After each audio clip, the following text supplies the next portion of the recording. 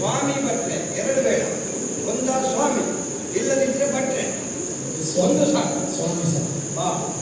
ನೋಡಿದ್ದೀರಾ ಹೇಗಾಗಿದೆ ನನ್ನ ತಿರಿಸು, ಹೇಗಾಗಿದೆ ನನ್ನ ವೇಷಭೂಷಣ. ದಂಡ ಕೃಷ್ಣಾಜಿನ ರುದ್ರಾಕ್ಷಿ. ಒಂದು ಬಣ್ಣ ನೋಡುವಾಗಲೇ ಬ್ರಾಹ್ಮಣರಾಗೆ ಕಾಣುವುದಿಲ್ವಾ? ಆಕೆ ಹೇಳುವುದು ಬ್ರಾಹ್ಮಣೋ ಗುರು ಗೊತ್ತಾಯ್ತಾ? ಬಣ್ಣದಲ್ಲಿ ಗೊತ್ತಾಗಬೇಕು. ಮುಖದಲ್ಲಿರುವಂತಹ ವರ್ಚಸ್ಸು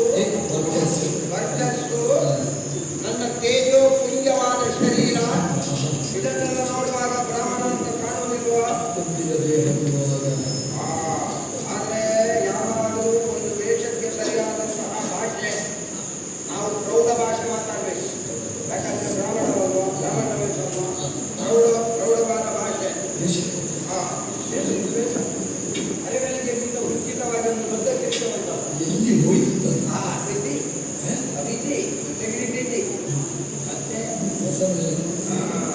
ಅದೇ ನಮ್ಮದಾದ ರಾಕ್ಷಸರ ಮಾಯೆ ಅಂತ ಹೇಳುವುದು ಅದಕ್ಕೆ.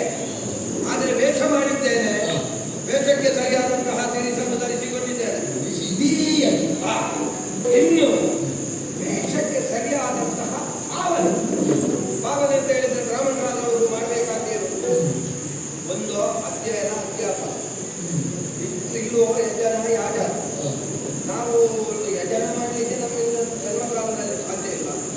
ಯಾಜ ಅಂದ್ರೆ ಒಬ್ಬ ಅಥವಾ ಬೇಡುವ ಬ್ರಾಹ್ಮಣರ ರೀತಿಯಲ್ಲಿ ಲೋಕ ಸಂಚಾರ ಮಾಡಬೇಕು. ಮಾಡಿ ನನ್ನ ತಂಗಿಯನ್ನು ಕೊಂದವ ಯಾರು ಗೊತ್ತಾಗಬೇಕು. ಆದ್ದರಿಂದ ನಿಮ್ಮಲ್ಲಿ ಮಾತಾಡಿದ್ರೆ ಹೊತ್ತು ಬೀಳ್ತದೆ. ಹಾಗಾಗಿ ನಿಜ ಬಣ್ಣ ಅದರಿಂದ ಬರ್ತದೆ.